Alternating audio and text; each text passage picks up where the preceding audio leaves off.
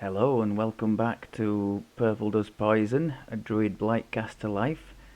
This is level 8 and this is 3-Barrel Cove by night. We've had quite a change in the gear since last you were here. We've been through the Feywild and some of the 3-Barrel Cove as well. I have put on... where are we? Yeah, I never seem to get the right button, do I? Right, I've put on some fairly tasty pieces of gear here. Some of it's remained the same. I've left the boots on mainly for the wisdom, because we have no other source of wisdom. I suppose I could have slotted an augment in somewhere. Yeah, in fact I could have replaced that diamond of strength with a wisdom. I might make a note and do that. If we have, that might have given us an extra 1 DC. That is an item that I've Kenneth crafted. Corrosion, very nice for our acid build. Healing amp is good too. Sapphire of protection, just to boost the armor class up a bit. I think we're around the 40 mark. Oh, we're dead on 40 actually with the armor class, so that's not bad. And those saves are looking pretty good as well. 20 plus is nice for this level, I think.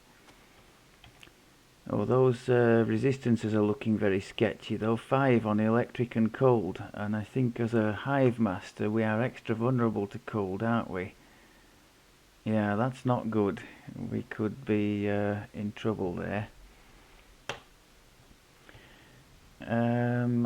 So the boots are the same. The mace is the same, except for I've just upgraded it, so we've got more fortification, more acid crit chance, more insightful acid spell power. So very good that. Oh, and also insightful conjuration focus. I hadn't noticed that. That's very good for us as well, because a lot of our damage dealing stuff, like this acid blast here, is a conjuration. So that's nice. I have a 5-piece Slave Lords set on. The spinneret, I'm sure most if not all of you know. Very nice item. Quality spell power, quality spell focus mastery for an extra 1 on the DCs. This one's got a Sapphire of heavy fortification, a very nice augment to have, highly recommended from level 8. That's 100% fortification, so huge protection against those critical hits. And I've also got the little extra bonus to saves on it, which is done at the Stone of Change in the marketplace, and I've done a separate little video in the guide section on that if you're interested. What else have we got? This is just kind of a mishmash of stuff that's done for a lot of characters. Sorcerer lives, warlock lives. The combustion I think was I think it was aimed at the burning blood spell, which I was using for a time in the warlock lives, and I gave up on it in the end. So I think that's why the combustion. But the rest of it's good for a caster. Spell sight, constitution, not terrible. I think the belt has taken... oh, no, the belt was our charisma. I would love to have that in wisdom, but I don't have one. The dex is nice for our reflex saves, and the spell focus mastery great, because as mentioned before, I've never played a character that had so many different strings to its bow in terms of all the different spell classes we're in. We're in necromancy for this contagion, conjuration with the acid blast. We've got transmutation with all this plant type stuff, the entanglement and the spike growth, and we've also got evocation, which is the standard druid's bread and butter, but certainly not this one. I think those two are evocation. Where had I got to? We're in there. Mysterious cloak, very nice item. Stacking healing amp. If you don't know, it comes from the champion hunter in the Hall of Heroes, trading for mysterious remnants. It comes, this one's level 8 because I've thrown a level 8 sapphire in it, the sapphire of heavy fortification. In fact, if you've noticed, I've got that on 2 different items, so I must not have been wearing one of these for whatever gear set I was using. Otherwise it's a level 7 by default. They come in level 7, 14 and 21, and they are really good leveling items in my opinion. We got 2 slots there and a stacking healing amp, just really nice. What we got on here, extra fortification, a very nice defensive item this. Extra fortification like we needed it. PRR and MRR with the sheltering, resistance bonus to saves. The jump is irrelevant for this build because we've got the jump spell, and in 1 level's time we'll be practically maxed on jump, I think. Let's have a look. If we cast it now, I think it's oh no, I was going to say I think it's inflated for having the horse. No, so we're almost maxed anyway. We almost wouldn't need the extra plus 10. So we're almost maxed now because we've got this 10 jump bonus on that item. Concentration, yes, nice. Radiance Law was back to the warlock time when the Utter Dark Blast was being used, and that's our false life item as well, that's replacing the level 4 belt we had, the Mimic Belt. And the pièce de résistance for this level, which could have been taken a level earlier, but I've put a level 8 augment in it, this Sapphire of Snow Peak's speed. So thank God we don't have to click and click and click on those boots again. So that's a thing of the past. Sapphire of Snow Peak speed, if you didn't know, minimum level 8, available from the Snow Peaks event, and gives you 30% run speed, which is the max.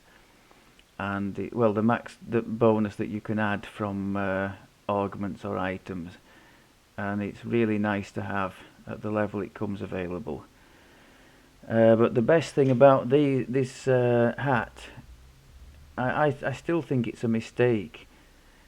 It has a profane 2 on all spell DCs. So for a class like this that's going into all sorts of different areas, it's a godsend. And I suppose you all know, or most of you will know, that Profane 2 bonus is what's on the legendary endgame gear. You don't get any higher than that at legendary level 32. So to have something like this at level 8 is just ridiculously powerful. It comes from the one of the dino quests in the Isle of Dread. I really should mention which one now I've said that, shouldn't I?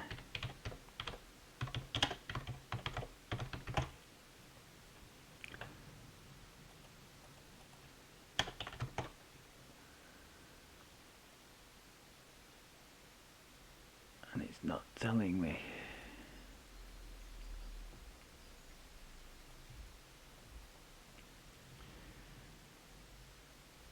The Dread... Where are we?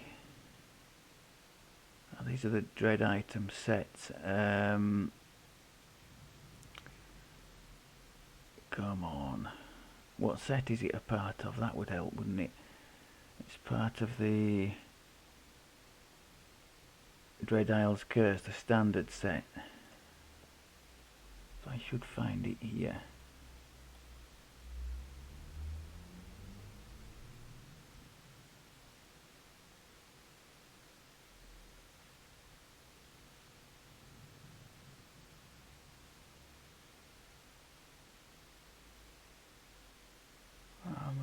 Helmet, right, there we go.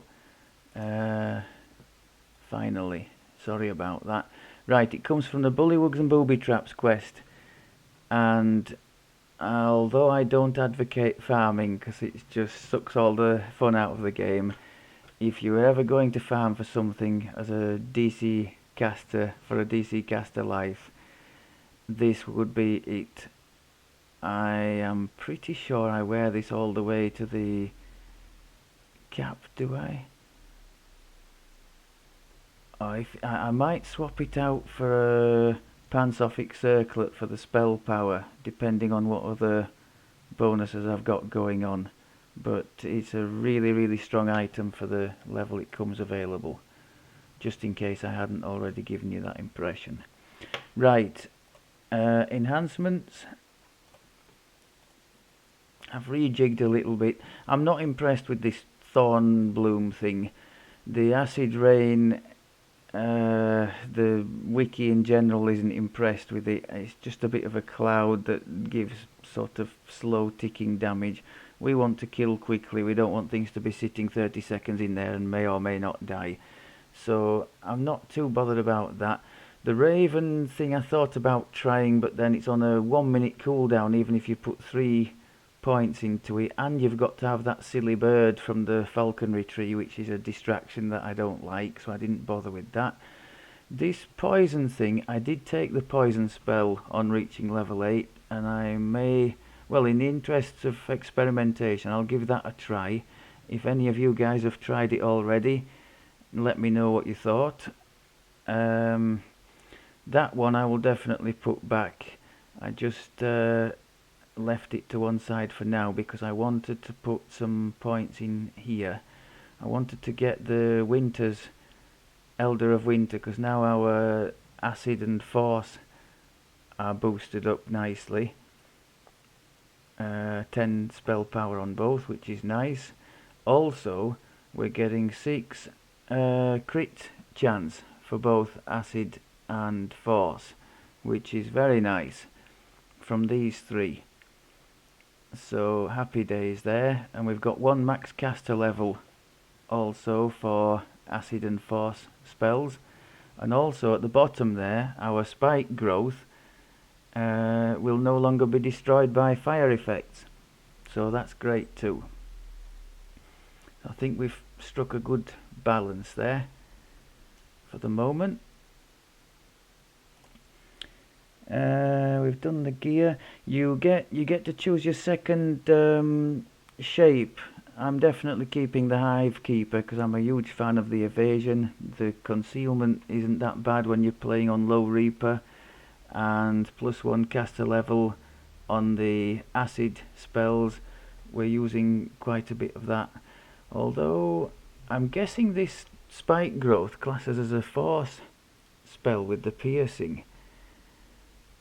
So from that point of view, because the Thornkin gives more fortification and gives bonuses on the force side of things.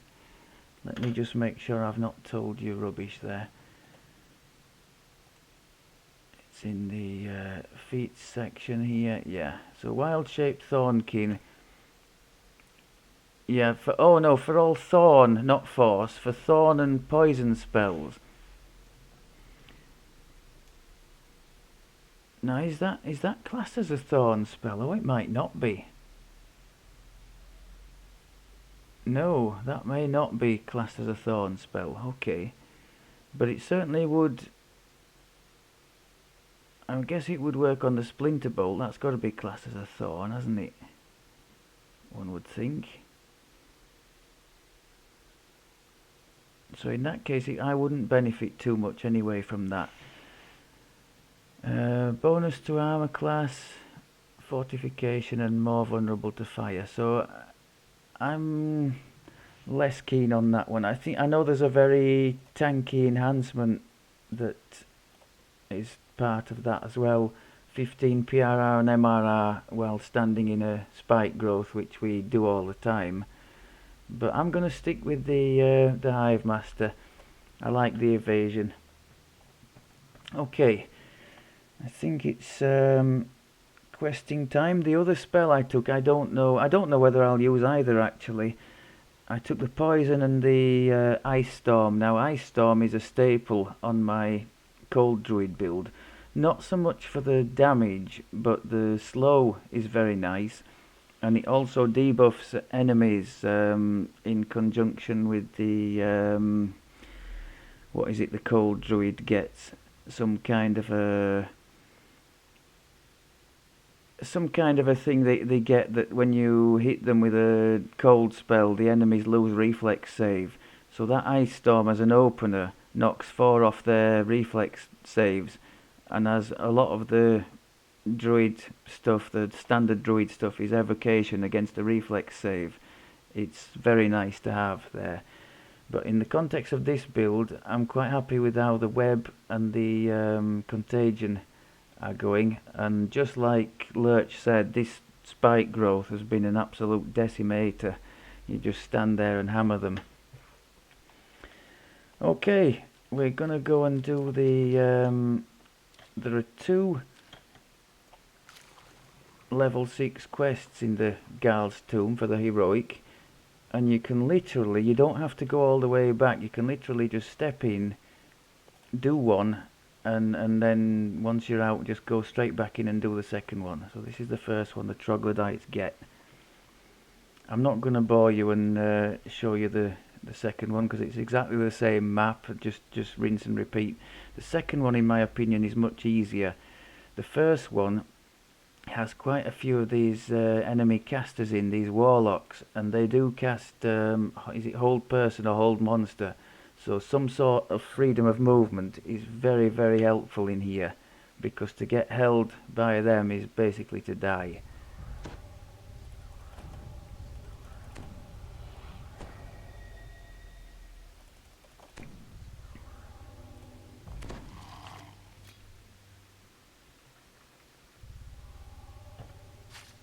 Okay. The grotto is warm and damp. The sound of dripping water surrounds you, and a faint, musky odor hangs. Straight away we've got a Reaper there. Damage over time. Splinter bolt. Boom.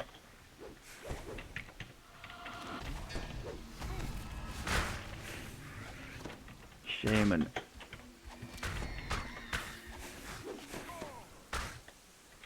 Come into my parlour, happy people.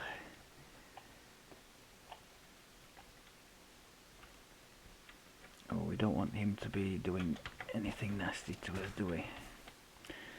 So we can see the splinter bolt, as I mentioned previously, it scales all the way up to level 12, and it's beginning to do some seriously nasty damage now. Look at that, 730 on a crit. That's beginning to get quite strong. Egg splits open, spilling rank-smelling jelly into the water. One down. Something glistens far beneath the stone bridge. Oh, we forgot about him. My apologies. So it's doing sort of 250 to 300 on a standard hit, that thing. And look, the spike growth, just decimation. I could and probably should have put some brave pants on and set this on a higher Reaper level. The only reason I don't, I'm sick and tired of having to record again from something going wrong. See, it's into the 300s on the standard hit now from that thing. So I'm pretty pleased with that. And this thing is just cleaning up, isn't it? I could probably quicken it. I'm not going to, because we're still having less than 600 mana. That's not very good, is it, at this level?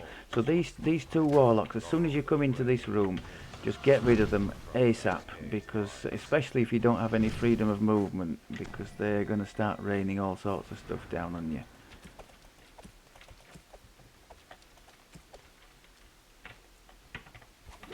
Oh, got a Fear Reaper back there. Oh, one shot the Fear Reaper. We love it. I've never forgiven the Reapers for that, what was it, the Famine Reaper that one shot me earlier in this life. Ever since then it's been a running vendetta.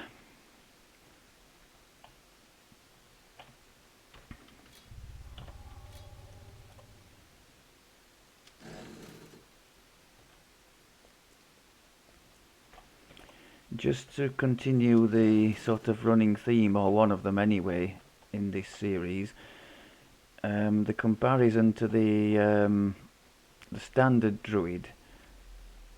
At level 7, I think you start getting level 4 spells.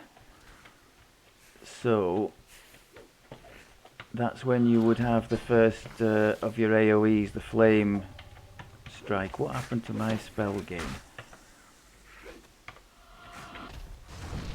So that's when you'd start catching up a little bit on the AoE side of things, just putting some featherfall boots on there, because This must be the Troglodytes' main den. comes in handy in this section. Now, can I actually target these eggs? Oh yes, okay. Oh, there's somebody up there, that's not good. And that was evasion coming in handy there. Taking no damage from the fireball or whatever it was. And that's the other look at that, the range on that thing is just stupidly good. The damage when it first starts is lukewarm, but once you get going and you put a few levels in, I'm not too disappointed with it. Huge Troglodyte stirs in the mist. Have some spikiness.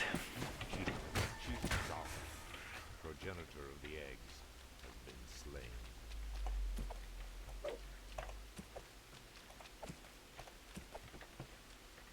Yeah, I think Lurch was absolutely right about this spike growth thing. When you pick the appropriate enhancements, the negative energy damage plus this double damage, you just start mauling things, don't you? And you can actually, I've been doing it close around me, but for more safety, you can do it from distance. As I mentioned in, I think, the previous episode, as long as you target the opponent, it doesn't have to appear on you. If you don't set a target, it'll appear around you, but if you have something targeted, it goes to where they are. The way to Great Garl's resting place. Red Tom and his lot never made it this far. Now this would be very nasty without the freedom of movement. All of these guys can cast the very dangerous hold person or hold monster spell.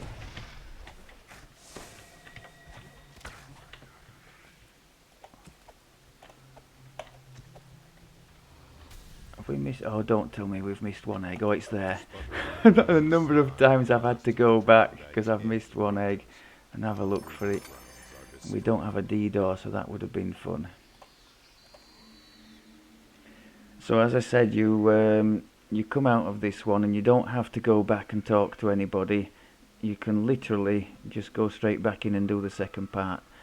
I'm not going to bore you with that because it's more or less a rerun, the same map, the same everything, just less monsters and less interesting in general, in my opinion. It kind of feels like a quest that's been half finished, the second one. But that was level 8. I think you can see we're in a decent place now. We've absolutely steamrolled that, really. I could and should have probably put at least one level higher, if not 2 or 3. So the build is taking shape nicely. It's been a lot of fun so far, and I look forward to seeing how it's going to pan out going further up. Thank you very much as always for looking, and I'll speak to you soon. Take care.